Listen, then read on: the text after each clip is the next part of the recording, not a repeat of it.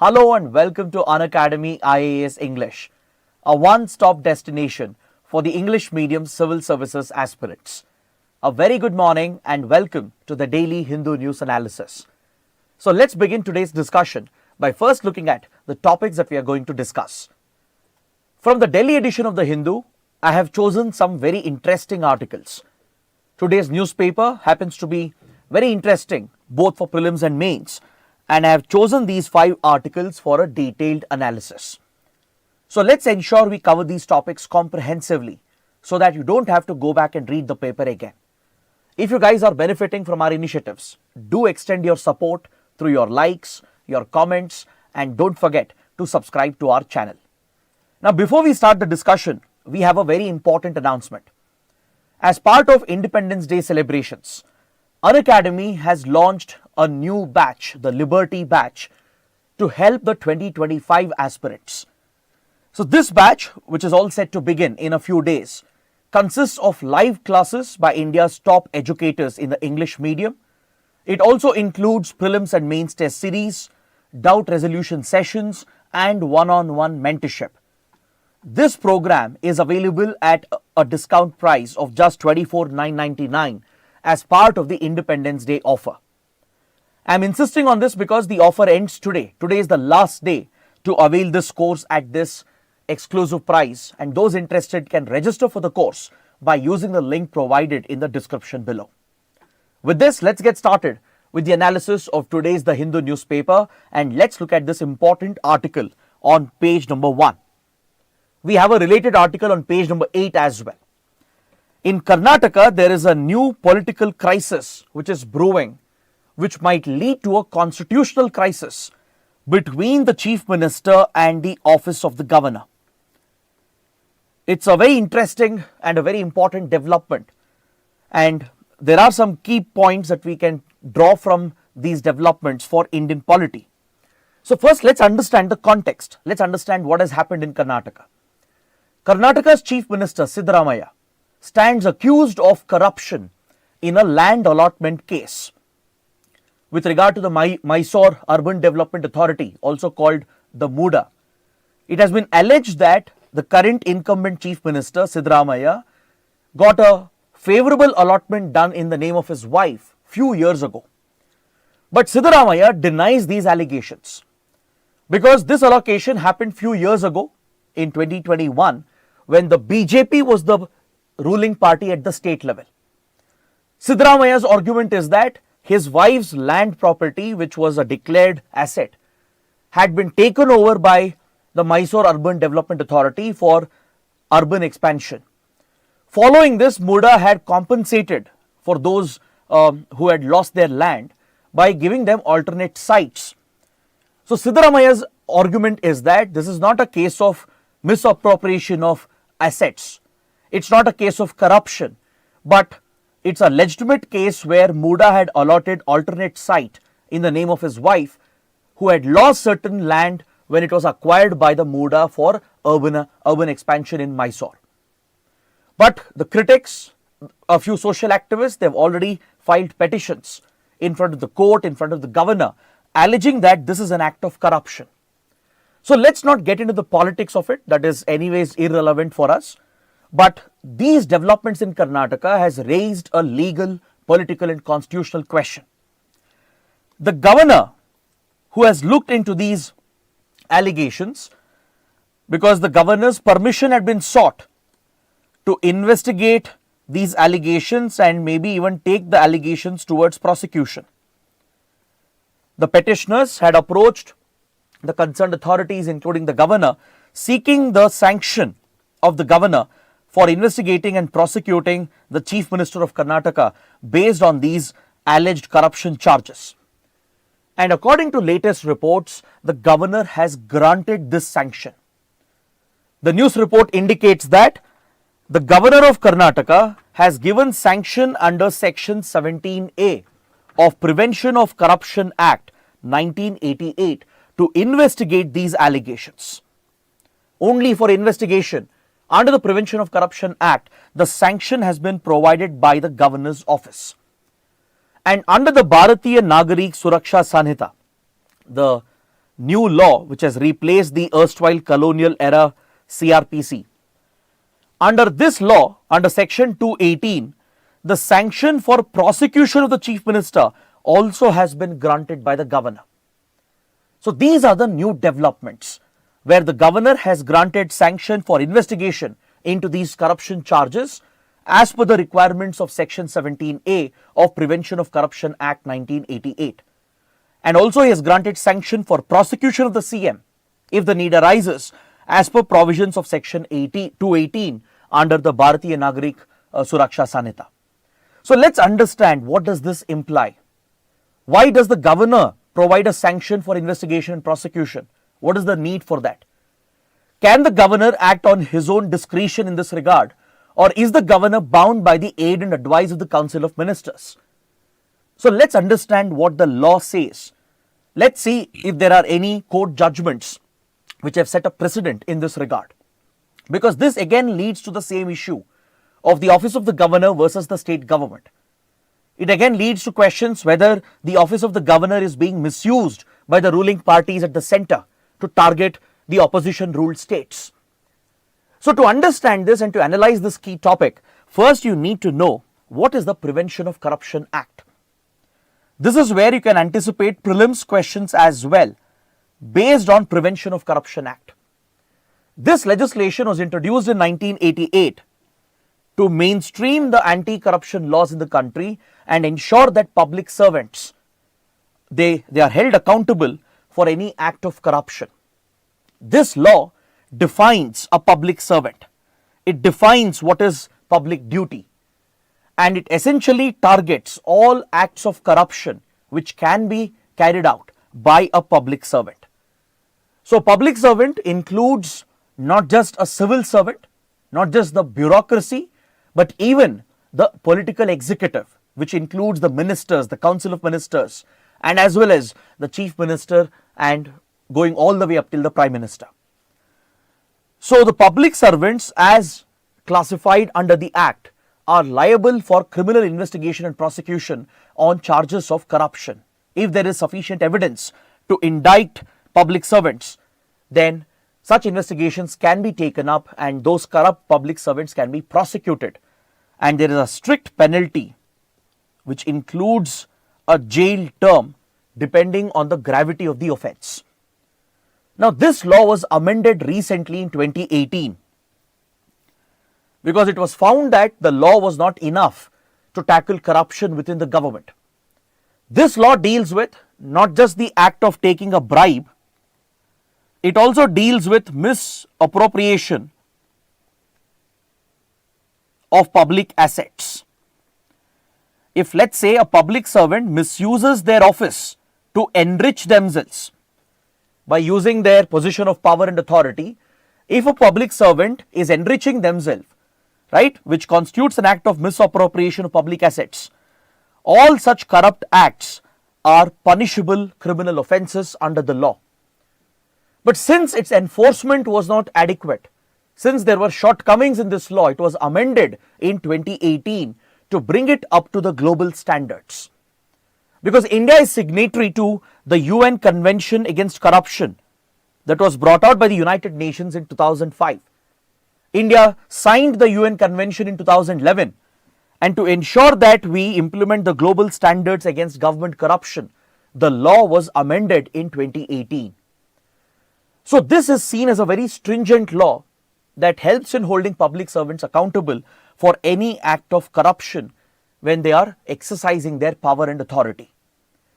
Now under this law, there are few safeguards provided as well. Because what if there are frivolous complaints?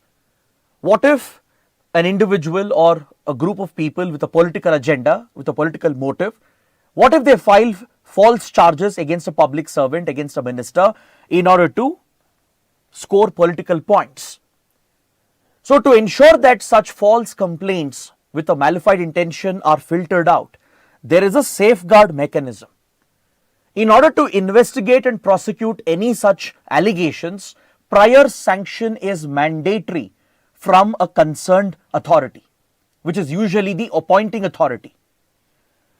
So just because there is a complaint by an individual or by a certain entity doesn't mean automatically cases will be filed and investigation will happen.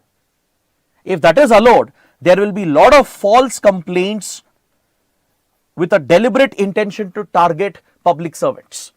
This will cripple decision making. Public servants will not take decisions if that is the case, if they are open to any charges. There needs to be a safeguard, a certain degree of immunity, so that they can freely carry out their functions and execute their decisions. So to filter out such false complaints, there is a checks and balance which has been put into the system. A concerned authority, the appropriate authority, which is often seen as a higher authority, which is the appointing authority of that public servant, they have to grant a formal approval. A sanction has to be granted by the appropriate authority in order to carry out any inquiry or investigation according to Section 17A of the Prevention of Corruption Act. Forget prosecution, that comes later. Even to file a complaint and to investigate the particular allegation, prior sanction is necessary from the appropriate authority. Now, in this particular case, if you take the accused, who is none other than the Chief Minister of Karnataka, the appropriate authority to give that sanction for investigation would be the Council of Ministers. The Council of Ministers can grant the sanction, but of course there is a conflict of interest because the CM heads the Council of Ministers.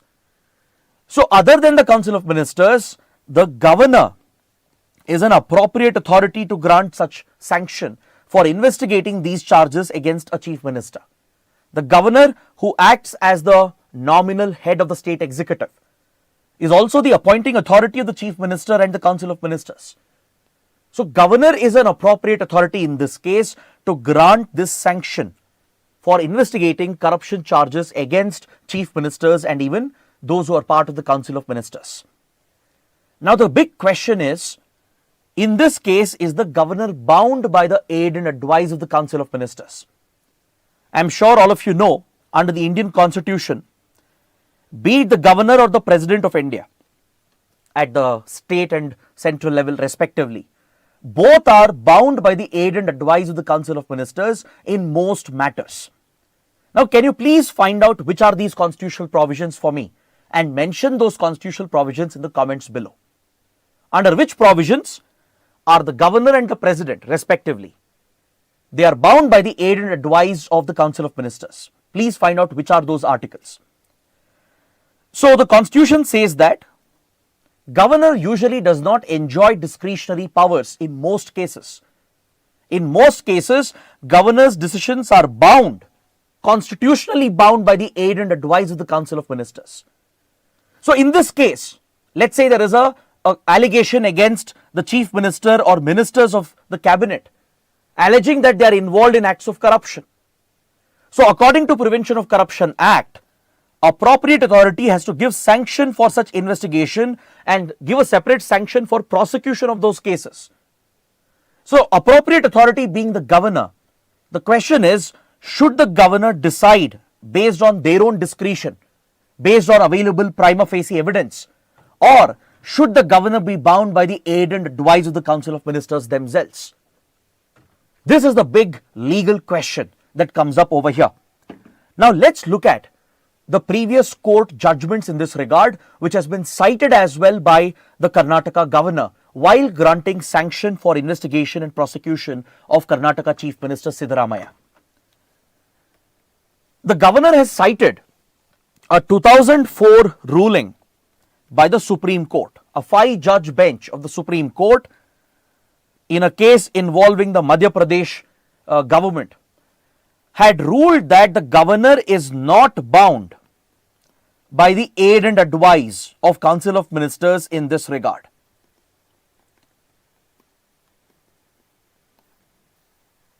Is that clear? The Supreme Court had ruled, it was a 5-judge bench of the Supreme Court which had ruled that Governor has a discretion.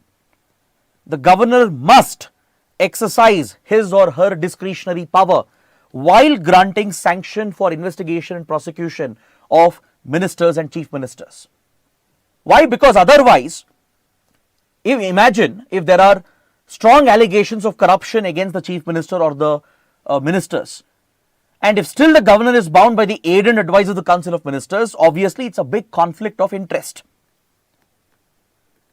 Now, why will corrupt ministers grant sanction against themselves? Right? Obviously, the council of ministers will advise the governor to not give the sanction, because clearly there is a political motive to shield that corrupt minister, to shield the government from these allegations. So, council of ministers most likely will deny sanction, will advise the governor to not give the sanction. Even in this particular case, the council of ministers, right, they advise the governor to withdraw the show cause notice and to not give sanction for investigating the allegations against Siddaramaiah. That is clearly a conflict of interest. So, you can't just merely rely on that. The Supreme Court had observed in this landmark case that if the governor is bound by the aid and advice of council of ministers in such cases of corruption, then essentially it derails democracy. It essentially permits the executive to commit acts of corruption and escape any accountability for that, because they themselves will decide whether sanction should be given or not for investigation and prosecution. That is why the Supreme Court insisted that governors, they should act according to their own discretion in this regard. The Supreme Court ruled that they are not bound by the aid and advice of council of ministers, depending on prima facie evidence which is available, circumstantial evidence that is available. Governors can proceed to give the sanction so that the police can, or the concerned law enforcement agency can register a case, investigate the allegations and then take the case for prosecution as well. But however, there are counter arguments to this as well. Because see, the law might say that the governor should be driven by discretion. They should not be bound by the aid and advice of council of ministers. But we also know that the office of the governor is often seen as being misused by the centre. It has been established through previous instances that the ruling party at the centre often tends to misuse the governor as an agent, as a political agent, to interfere with the functioning of the state government. Now, what if a governor who is biased towards the ruling party at the centre will deliberately give sanction for such investigation, pushing the chief minister to maybe resign or step down, leading to political and constitutional chaos in the state? Now, wouldn't that undermine democracy as well? Just because there were corruption charges raised by private individuals, if a governor decides on their own, stating that I am convinced that there is enough evidence to initiate an investigation and provides a sanction to the authorities to investigate, then that raises question mark over the integrity of the CM, of the ministers of the cabinet, which might push them to resign, which might lead to instability, and it might eventually lead to the collapse of a democratically elected state government. Even though governor might be acting according to the law within the confines of the constitution, there is always a possibility that the governor might be biased. The governor might be favoring the ruling party at the centre or acting with a political bias, targeting opposition ruled state governments. So this is where the controversy comes up. Siddaramaiah as of now has said that I will not resign. The council of ministers, they have advised the governor to not give the sanction, but the governor has gone ahead and given the sanction for investigation as per section 17A of Prevention of Corruption Act. The governor has also given sanction for prosecution under the BNSS. Now this raises the same old political and legal question that has always affected center-state relations. So this is what we learn from this development, and it's a developing story which we need to track in the coming days. We need to see how this will affect the stability of the Karnataka government. We need to see whether the authorities will proceed to file a case and register a complaint and take up the investigation against Siddaramaiah. We need to see whether this will force Siddaramaiah to resign and how this might play out between the centre and the state. Because the state government has already alleged involvement of the central government. Siddaramaiah has alleged that the governor is politically biased towards the centre and deliberately acting against the state government, which is leading to political destabilization, which undermines democracy and federalism. So both sides, there are valid arguments that we need to consider, because see, there are a lot of other precedents as well. There have been many such cases in the past. Many of you might recall the sanction given to investigate and prosecute Lalu Prasad Yadav in Bihar. You might even recall the sanction given by Karnataka governor a few years ago to investigate and prosecute then Chief Minister B.S. Yediyurappa. So there are many such cases, even Jayalalitha's case in Tamil Nadu. In most cases, the Supreme Court has argued that governor should have a discretion. Governor should not be bound by the aid and advice of Council of Ministers while giving sanction. But the pertinent question here is, if the governor is acting on their discretion, what's the guarantee that they are politically neutral? Given that governors have always shown a political bias towards the center, the ruling party at the center, wouldn't there be a possibility of a political bias in this discretionary power? Right? What if the governor misuses this discretionary power and tries to target the state government politically to instigate a political constitutional crisis? That is the bigger question that comes up. So let's see what happens next. So please pay attention to this topic. It's a very important topic, and take up a practice question based on what we have discussed. You should be familiar with the legal provisions and the court judgments related to the grant of sanction by the governor for investigating and prosecuting chief ministers and ministers who are alleged under corruption charges under the Prevention of Corruption Act. So we've already covered all these points. Now you just have to structure them into a good answer. Let's see how many of you can do this, and please post your answers in the comments so that it can help other students as well. Now let's proceed to the next article. On page number 7, we have another important article from International Relations. India has hosted the third summit of the Voice of the Global South. India has hosted the third Voice of the Global South Summit in virtual format. It was held virtually in the online format, and this is a new initiative that India started last year. So first, let's understand what is Voice of the Global South Summit. What is this initiative all about? And then discuss the outcomes of the third summit that was organized by India.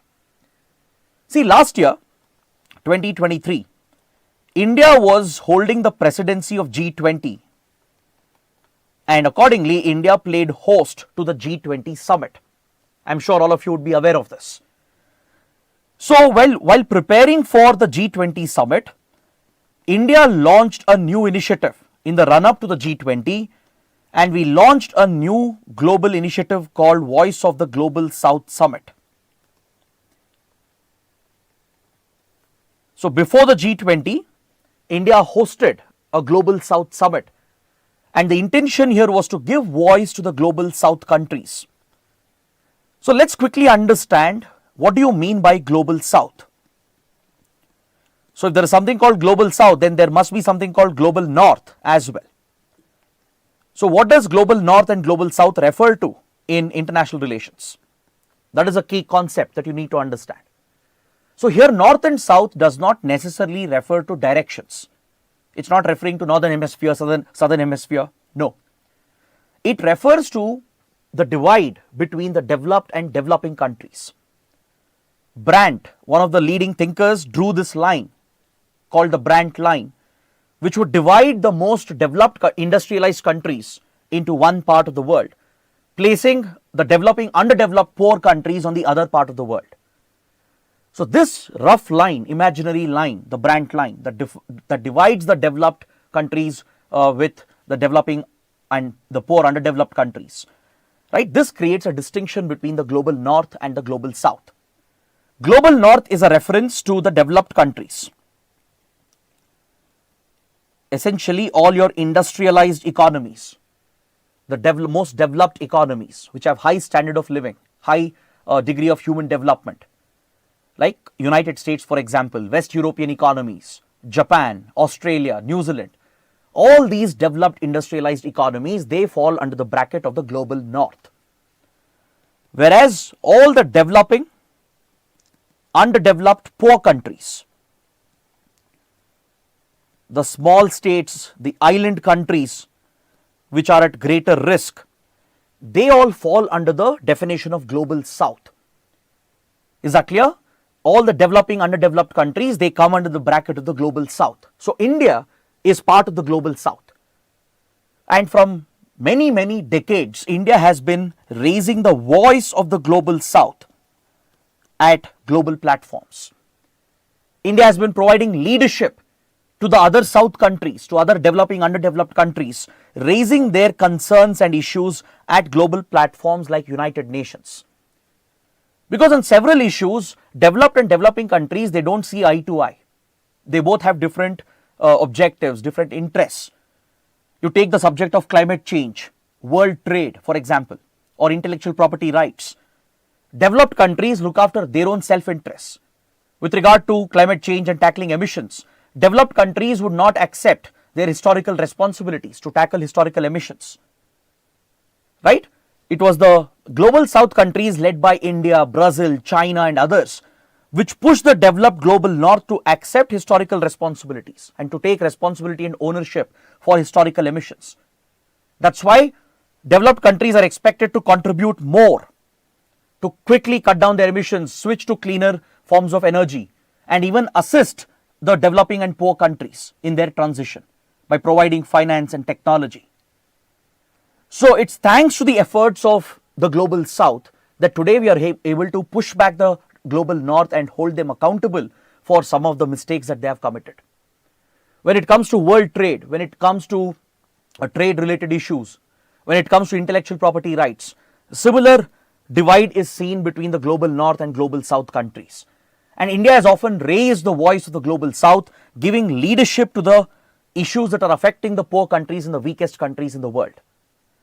From healthcare crisis to lack of development, to various conflicts which are affecting them, right from decolonization till UN reforms and climate change action, India has consistently raised the voice of the global south. So this is also called South-South cooperation, where countries from global south work together, like India assisting poor countries in Africa, for example. That is an example of South-South cooperation. So India has shown that leadership role from a long time, and now we have formalized this, cemented this role of India by launching the Voice of the Global South Summit. It was launched last year prior to the G20 to bring several developing countries together to raise their concerns, to bring out their views and opinions, which India could later bring up at the G20. Because G20 only brings together the top 20 economies of the world with a few guest countries. Small countries have no representation in the G20. So that's why India held the Voice of Global South Summit prior to the G20. The first summit was held before the G20 itself, so that the concerns and issues of small, weak countries could also be heard, and India could present those concerns at the G20. So after the G20 was held by India, we organized the second Voice of Global South Summit. The first summit was held before G20 to generate the views and concerns of the weak countries, and after the G20 concluded, India called for the second Voice of Global South Summit, which was also held virtually, to brief the countries and update them on the progress that India had made with regard to raising the issues of Global South at G20. For example, India successfully ensured that African Union was given membership to the G20. This itself was a success of India's leadership role in giving a voice to the Global South. African countries collectively, through the African Union, are now represented at the G20 through the membership given to the African Union, which was possible only due to India's efforts. So that is the Voice of Global South Summit. Through this, India is trying to champion the developmental concerns of the Global South countries, be it education, healthcare related developmental concerns, or be it the sustainable development goals, which are very crucial for developing and poor countries, or be it the fight against climate change, or the global trade related issues, the issues in the global financial and banking system which affects the poor and weak countries. All these issues are being collectively addressed by India by hosting the Voice of Global South Summit. So the third summit was held by India virtually, where India has brought up some important issues and concerns and discussed some key topics with the participant countries. So several developing countries were part of the third summit, including Bangladesh, Sri Lanka, Bhutan, Mauritius, Timor-Leste, Ecuador, Chile, many countries from around the world which are seen as developing countries or underdeveloped poor countries. Many of them took part in the initiative, and India has brought up some key global issues. Now, the reason why India is hosting the third summit of Voice of Global South is because next month there is a very, very important summit being held at the United Nations. The United Nations is hosting the UN Future Summit, also called the UN Summit of the Future. It is seen as one of the most important UN summits organized, as this summit is going to take stock of the current pressing issues and challenges at the global level and how it can affect our future. So from terrorism to critical emerging technologies and ongoing wars and conflicts, all these critical issues will be discussed at the UN Future Summit, which is all slated to be held next month in September at New York. And Prime Minister Modi is going to participate. Reports have already indicated that India will not only take part in the UN Future Summit, but we will be very proactive to raise the issues that are affecting the world currently, which are going to impact our future. So Prime Minister Modi himself will be traveling to New York to attend this all-important UN summit. And hence, before that, India has brought the global South countries together to raise the concerns of developing nations and underdeveloped countries.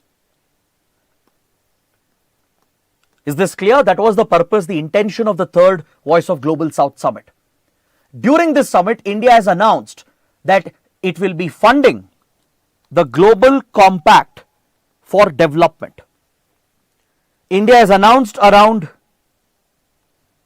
$3 million, $3.5 million in funding for a Global Development Compact, which will be financed by India. So under the Global Development Compact, which is being launched by India with other developing countries, the focus will be on trade, capacity building, training, which will help the poor countries and weaker countries. So on trade related matters, on issues related to global multilateral trade, with regard to improving the capacity of the weak countries, providing them training, India will play a leadership role through this Global Development Compact, which is being financed by India. India has announced around $3.5 million in funding for this initiative. This was one major reveal during the third Voice of Global South Summit. Is that clear? Then along with that, Prime Minister Modi, who addressed the participating countries, has raised concern about ongoing wars and conflicts, be it the war in Ukraine, the Gaza war, and various civil wars around the world, from Myanmar to Africa to West Asia. All these conflicts have been pointed out by Prime Minister Modi as a concern for global development and for the future of the world. Thousands of people have been killed in the last few months because of these conflicts. Large-scale human rights violations, war crimes and crimes against humanity have been reported from all these conflict zones. This has already destabilized the global economy and supply chains, and it is affecting every single country in the world. Don't think the war in Gaza and Ukraine is not affecting you. Don't think the civil war in Myanmar or in DRC is not affecting you directly. Because these wars and conflicts are having a direct impact on every single country in the world. So India has raised concern about this. We want to discuss such issues at the UN Future Summit. Because developing and underdeveloped countries, they have a collective voice. We need to bring some of the developed and powerful countries in line so that they can respect international rules, act according to the UN system, respect the UN Charter. So that is one key issue that India brought up. Along with that, India has raised the issue of UN reforms, which has been pending for a long time. The United Nations has been largely ineffective when it comes to preventing these wars and conflicts. See, one of the primary mandates of the UN under the UN Charter is to maintain global peace and stability. But as you know, UN has spectacularly failed at doing this. Be it any war or conflict, or even if you look at the pandemic or climate change, the UN is barely playing a role. That's because the UN has been politicized. The UN is an outdated international organization which is still rooted in the World War era.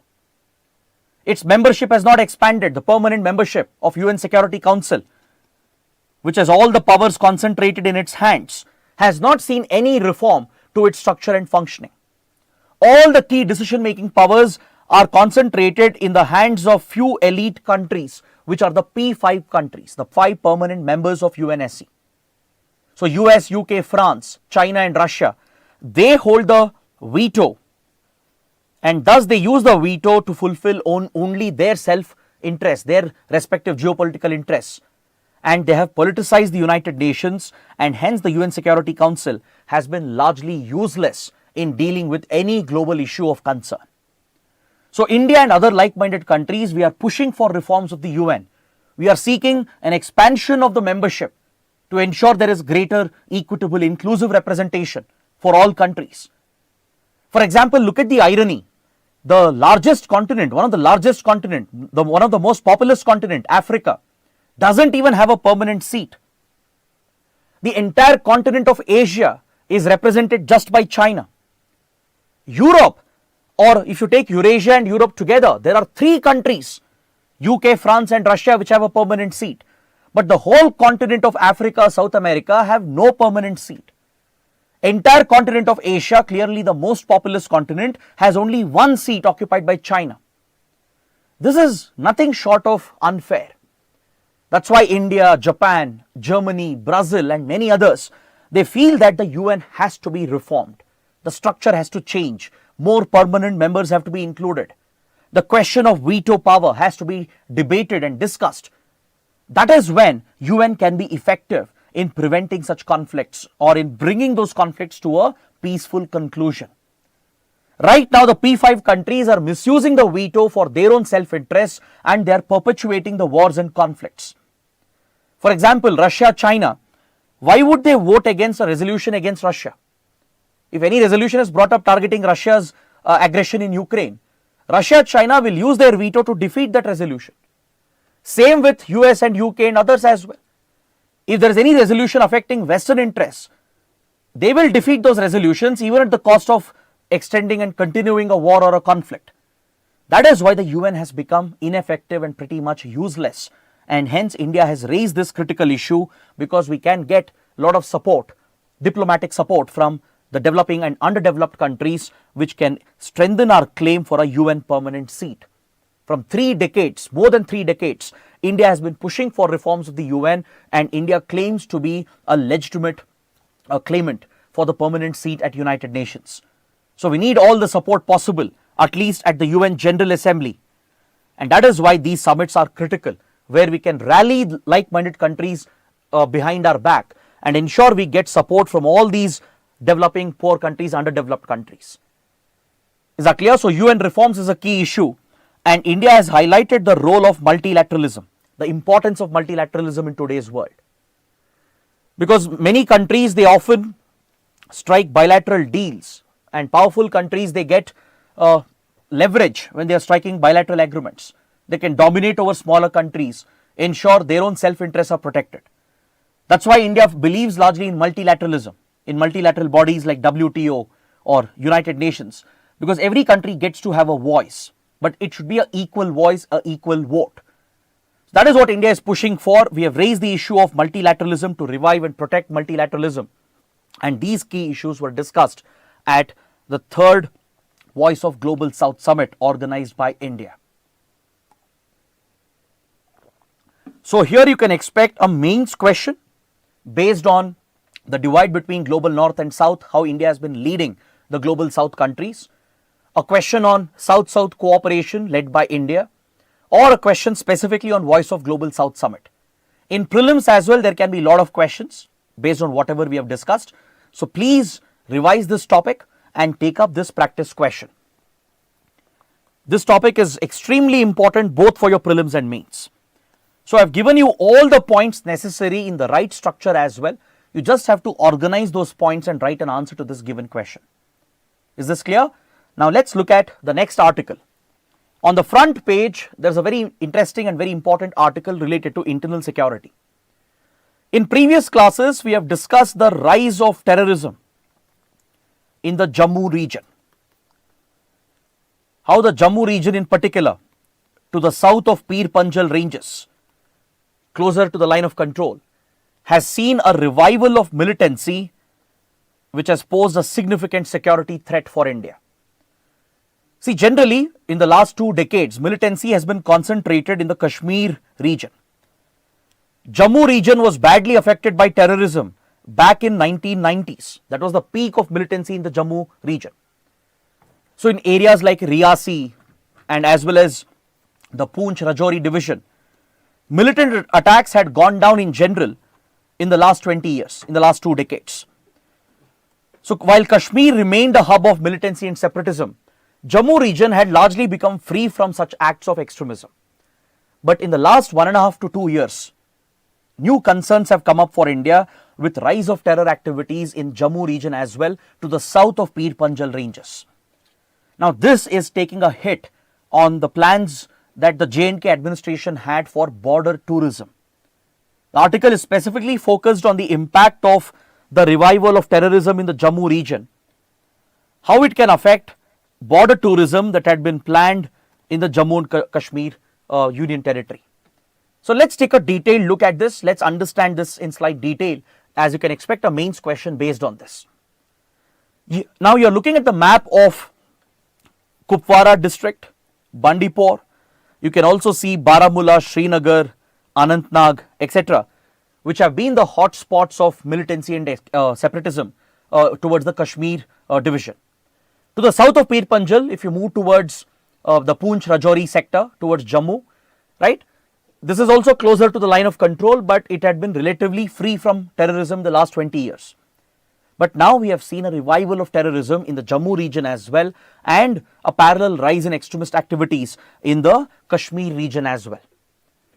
Now if you look at J&K's administration, right? J&K, as you know, is a union territory right now, being administered by the Lieutenant General.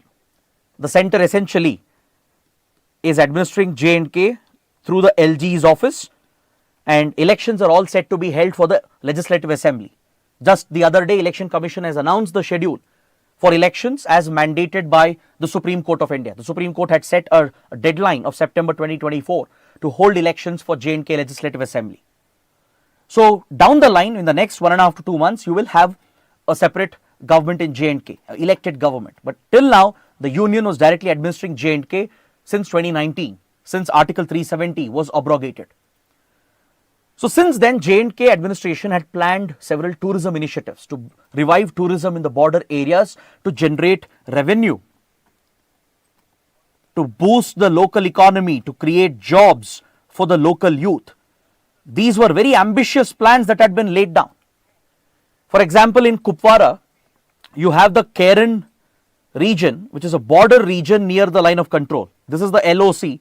Here you can see Muzaffarabad, which is in POK, Pakistan occupied Kashmir. These are territories of J&K, essentially Indian territory, which is under the illegal occupation of Pakistan. So near the line of control, India had planned tourism initiatives. We had planned border tourist villages.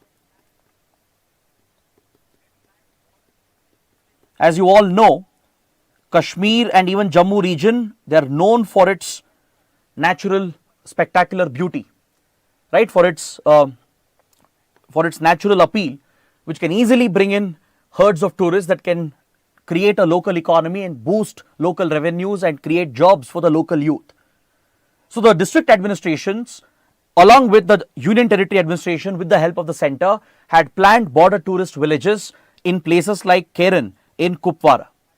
But now these plans are being put on hold.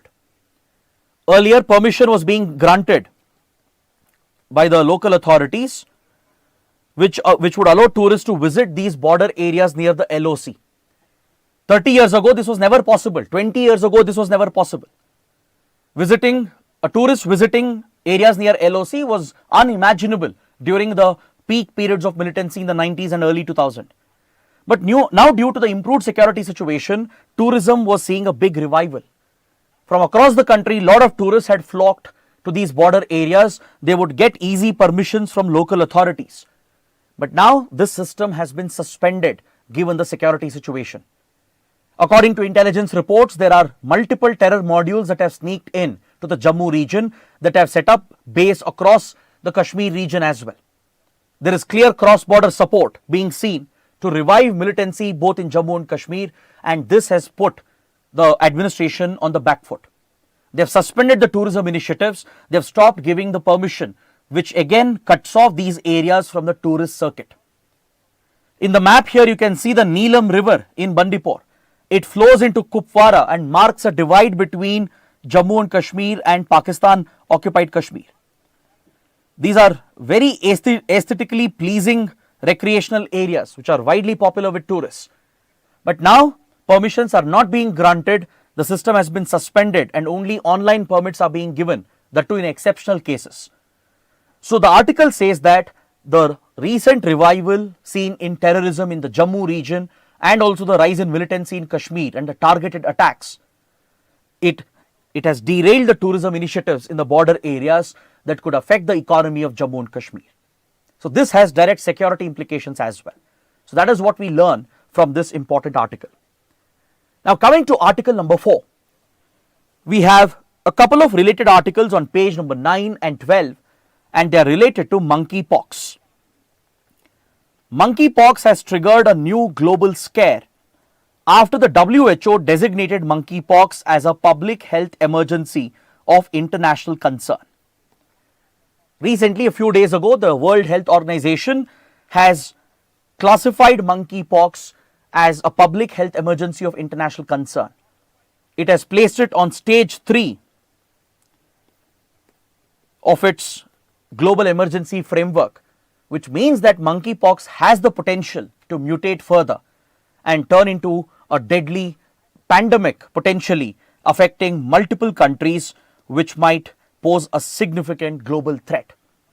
It's not that monkeypox is already on its path to become a pandemic. There's no need to worry or be scared as of now. WHO has only listed this as a public health emergency of international concern because there is a clear potential being visible. And if there is no global effort undertaken by the countries to contain its spread, there is a possibility that in the coming years, monkeypox might be the next future pandemic. So that is why you need to understand what exactly is monkeypox. How is it caused? Where are the outbreaks being seen? What are the symptoms? What's the risk associated with it? Are there any treatments, vaccines available? And what is the significance of this designation by WHO and what should countries do? This is what we should learn so that we can answer any question in prelims or mains based on this topic. Please note that monkeypox is a zoonotic disease, meaning it jumps from the animal world to humans. It clearly spreads from animals to humans, and it's a very rare zoonotic jump, but it has been seen of late in African countries. Countries in Central, West Africa and even in East Africa. This is where the major spread has been noticed. So monkeypox is caused by monkeypox virus. It belongs to the same family as that of smallpox, cowpox, etc. It belongs to orthopox virus genus in the Poxviridae family. Please make a note of this for your prelims. So this virus, which can infect humans, it can lead to deadly conditions which can even become fatal. It does have a high fatality rate. That is where the concern comes up. The transmission here is primarily through physical contact with the infected person, especially if there is an exchange of fluids. If there is a direct touch with the bodily fluids of the infected person, it could be blood or the lesions which have broken up, or the mucus which is leaking out of the rashes and the lesions, right? Or if there is exchange of bodily fluids between a person and an infected person, then there is a transmission. or those who are working closely with infected animals, those who are working at slaughterhouses, those who consume wild game meat, those who work with wild animals and carcasses, right? In those communities, in those regions, there is a higher risk of humans contracting this deadly virus, where a zoonotic jump might be noticed. So either it's an animal to human transmission, and once humans are infected in an area, humans can spread this to others through direct physical contact. So this is the route through which the virus spreads. The concern here is that there are two different genetic lineages which have come up. Studies have shown that there is a clade 1 or one variant which is widely spreading across Central and East Africa, centered around the DRC, Democratic Republic of Congo. DRC is also affected by a civil war. This is also a reason why monkeypox is rapidly spreading in DRC, because the governance is weak. Healthcare institutions have collapsed, allowing such deadly diseases to spread easily in countries like the DRC. So this is where clade 1 or one genetic variant is spreading rapidly across Central and East African countries. There is a second variant, clade 2, spreading across West Africa. New outbreaks have been reported across West Africa. And there are few animals in particular which are seen as carriers of monkeypox. One, of course, would be monkeys themselves, where the name of the disease is drawn from, and even squirrels, wild squirrels, along with monkeys. They are considered to be the carriers of this deadly virus, which eventually makes a zoonotic jump to humans. Now, what kind of symptoms are seen in the patients? See, sometimes the infected patient does not even show any major symptom. In most cases, the symptoms are very mild, fortunately. But one definite symptom is that you will notice these deadly rashes which turn into lesions. If you remember, if you ever had a bout of chickenpox, right, or smallpox, you would have seen these deadly rashes, a lesion like a bump on the skin, which eventually turns into a blister which is filled with liquid, with pus. So such lesions, rashes break out all over the skin, and those who come in contact with these lesions and the mucus that drains out of it could also contract the disease. These lesions are very painful, right? It's very, very painful, that causes suffering to the patient, and it can bring other symptoms like fever, sore throat, headache, fatigue, extremely low energy, swollen lymph nodes, etc. These are the general symptoms. Usually the incubation period is anywhere from 1 day to around 2 weeks, and the symptoms can last up to 3 to 4 weeks. In most cases, the disease will basically be tackled by your immune system on its own. The disease will go away on its own. Alright, but in some cases it can progress to very dangerous conditions. Very quickly the patients can report extremely serious symptoms requiring hospitalization, and especially children, pregnant women, senior citizens, and those who have other morbidities, right? Those who are suffering from other morbid conditions, those who are immunocompromised, they are at greater risk of facing complications because of monkeypox. As of now, there is no specific line of treatment. Even WHO does not recommend any specific line of treatment. It's not that there is a specific drug, a specific antiviral to treat monkeypox. Usually the treatment right now is supportive palliative care. The idea is to provide basic support to treat the symptoms, to bring down your fever, to stabilize your vitals, to help you deal with the pain, the severe pain caused by the lesions which burst out, right? So pain management, fever management, essentially symptomatic management with supportive palliative care is the line of treatment advised by WHO. But in certain cases, there are few specific drugs used. For example, we have antivirals like tecovirimat, which is used to treat smallpox. Since monkeypox belongs to the same family as that of smallpox, in certain conditions, under exceptional circumstances, the treatment of smallpox could be used for treating monkeypox as well. It's been approved by European Medicines Agency.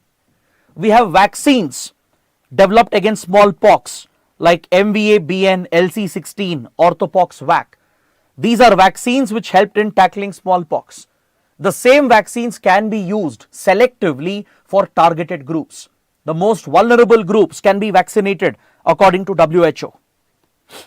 WHO as of now is not recommending mass vaccination. Why?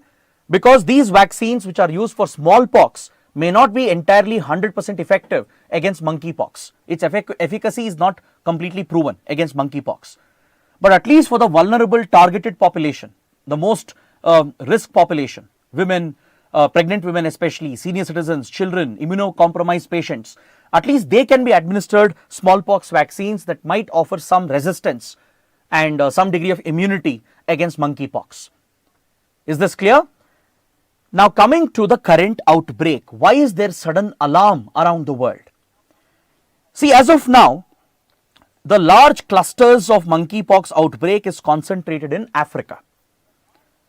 Primarily in Central Africa, in DRC, thousands of cases have been seen with hundreds of deaths. According to data from WHO, in this year alone, from January to August, we have seen more than 15,000 cases with 500 plus deaths. Even East and West Africa are reporting outbreaks, and the cases have spread. Cases have come up in Europe. Recently, Sweden has reported a fresh outbreak. In the Americas region as well, there are few outbreaks reported from Central America to South America, with possible cases in North America as well.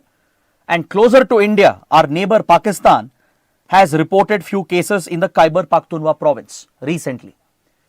So clearly there are indications that the pathogen is spreading to several countries. It has already been noted in close to 100 plus countries now and then. In fact, couple of years ago, in 2022, monkeypox was already listed as a public health emergency of international concern. But following some containment measures, it had been removed from this list by WHO.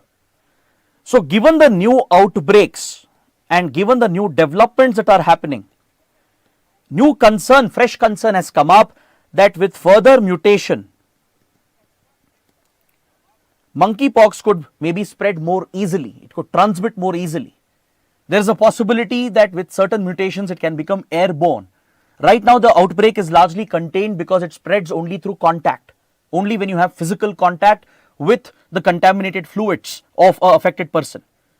Imagine if it were to spread more easily, like other respiratory diseases. So this possibility always exists with such deadly pathogens, that with the right mutation, pathogens can become more easily transmissible, or they could become more dangerous. They could learn how to evade our immune system, leading to more severe symptoms and higher mortality rate. These concerns remain with fresh outbreaks. That is why the WHO has put monkeypox on alert. Now, does this mean you should panic? Does this mean will there be return of the lockdowns and travel restrictions? No, absolutely no. If someone is saying otherwise, don't believe them. It's absolutely false. There won't be any lockdown, no travel restrictions. WHO has clearly pointed this out.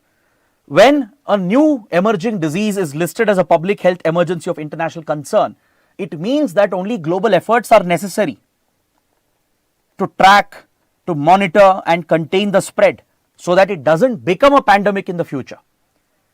So just because it is listed on this list doesn't mean it's already becoming a pandemic. It's already a pandemic. No.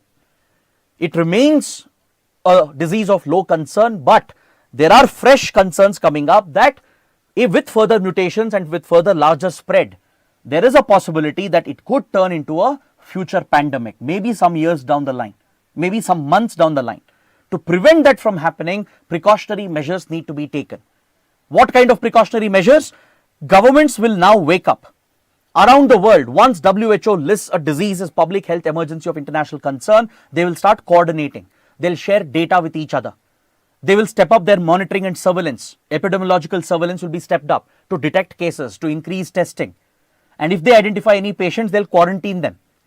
So all the standard protocols will come back, right? But there is no need for any alarm or any panic, because as of now, it's not going to be a major epidemic or a pandemic. It is just a public health emergency concern of international consequences. So India has already taken stock of the situation. JP Nadda, the concerned minister, the health minister, has held a meeting with all the stakeholders And India has made it clear that as of now there are no Mpox cases in the country. But if cases were to come up, because international travel will bring in the pathogen from the outside, it's always a possibility, but doesn't mean travel restrictions have to be imposed, because those are extreme measures, be it a lockdown, be it travel restrictions. Those are extreme measures which are taken when a pandemic is inevitable, right? You might remember the days of 2020 when COVID-19 had broken out. Only as an extreme last resort, quarantine and lockdowns and travel restrictions were implemented. So right now India will adopt a wait and watch approach, will cooperate globally through WHO with other countries. We will increase testing and ground level surveillance, especially at ports of entry, airports, seaports, land border crossing points. Testing will be stepped up, where international travelers will be subjected to enhanced testing and screening. And if any symptoms are seen, random testing will be carried out.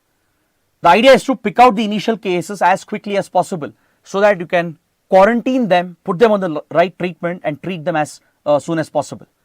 Also, you can carry out contact tracing, trace the contacts and ensure that they are not infected. And if they are infected, ensure you give them the right treatment, quarantine them as well to contain the spread. These are standard protocols when it comes to dealing with such infectious diseases. So India is going to implement them on a war footing, just like every other country. So WHO's alert is only for the governments. It's not for the people to panic. There won't be any extreme measure implemented by the government. It's only to take precautionary measures to scale up screening and testing and prepare for what might happen. With greater research and sharing of data, we might have specific drugs and vaccines for Mpox. There could be better ways of containing the spread, limiting it to few countries, ensuring that it never turns into a major epidemic or a global pandemic, right? So that is what we learned from this important update. Now coming to the last article for today, a very, very important topic given the recent events, the horrific events that have hit the country. In Kolkata, at a government hospital, an unspeakable incident was reported a few days ago. I don't think the topic needs any introduction. This is an incident which has shaken the conscience of the country, comparable to what happened during the Nirbhaya gang rape incident. A medical PG intern was raped and brutally murdered right within the premises of a government hospital. And the action taken by the authorities of the institution, the police, the state government, has come under serious criticism and question, leading to massive protests across the country. It has triggered social media outrage. People are out on the streets with doctors, nurses and the medical fraternity, standing with them demanding justice in this particular case. But this case transcends just the medical community. It's a case which affects not just doctors and the medical professionals, but it goes beyond that. This raises questions about women's safety, women's security in the first place. It raises questions about the need to protect our medical fraternity, who are the first responders. Because we have seen many such incidents where doctors and medical professionals are often attacked. They are subjected to violence by patients or by their families, and this happens on the premises of medical institutions. So there are multiple issues that we need to consider here. The big question is, should we have a central law that will provide specific protection to doctors and the medical community against such targeted attacks and violence? Is that clear? Because see, when doctors are handling a challenging case, maybe it's a life-threatening condition or there is a serious accident which has happened, doctors are not gods. They do their best given their professional training, their knowledge and experience, right? Whatever is in their hands, they'll try to do that to save lives. They put their personal safety at risk during, let's say, pandemics. Imagine the kind of risk frontline workers take, which includes your doctors, nurses and all the entire medical fraternity. They are putting themselves in the line of risk to help the patients. Because the motto of the medical fraternity is to treat the society, to treat others over self.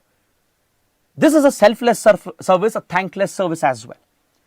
The concern is, first of all, medical professionals, they have complained of very poor facilities in hospitals, in medical facilities, especially in government hospitals, government colleges. You barely have restrooms. They are put on these 24-hour, 36-hour shifts. They don't have basic rest facilities, toilets, drinking water and food facilities. They are not paid properly, even after spending lakhs and crores of rupees on their education. So there are many concerns bothering and affecting the medical fraternity, which are very absolutely genuine, valid concerns. So the question here is, when they are handling complicated cases, if let's say the patient passes away, or let's say a case gets complicated and the bill shoots up and the family has to bear a bigger burden. We have seen cases where either patients or the families, they get agitated. They target the doctors themselves, especially when the patient passes away, unfortunately, right? See, there is an angle where there could be negligence, where there could be few doctors, few corrupt hospitals which might deliberately carry out unnecessary procedures to shoot up the bill just to make money. Right? We are not discounting that, but we are talking about general, genuine cases where doctors do their best to save the life of a patient, but still, right? You can't play God. There are cases where the patient might slip into a more serious condition. They might eventually lose their life. So in that instance, the family can't blame the doctors. They can't simply target the hospital and the medical fraternity. But this has happened repeatedly in India. That's why the medical fraternity, they are up in arms that we will not treat unless and until you give us protection. Because if you draw parallels with other countries, there are strict provisions regarding this. Look at the NHS, the National Health Service of the United Kingdom. There's a stringent legal provision protecting the medical fraternity against such targeted violence.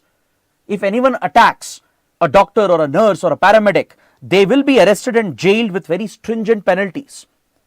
Even in the United States, in certain states, these attacks against doctors, they are treated as criminal felonies with criminal charges, including a jail term. In Australia, there are strict provisions protecting the doctor and medical community against such attacks and violence. There are provisions in other countries giving basic standards to doctors, nurses and the medical fraternity who are working day and night in hospitals looking after patients. In India, the problem is there are a lack of basic facilities as well. From lack of restrooms to toilets to breaks and even the remuneration and the compensation. There are serious concerns that are affecting the medical profession in India. It is no longer seen as a lucrative profession because of these incidents.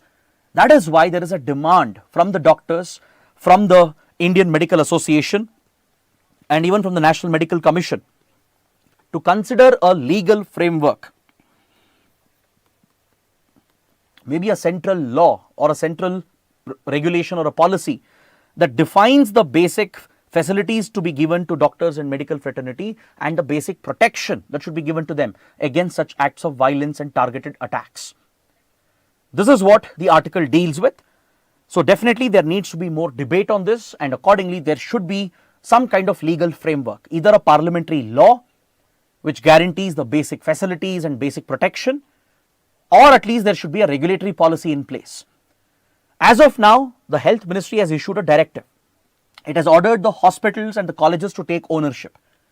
If there is such a case reported, then they have to file a FIR within 6 hours. And they have to carry out internal inquiries as well and submit the documents, the reports to the National Medical Commission within 48 hours.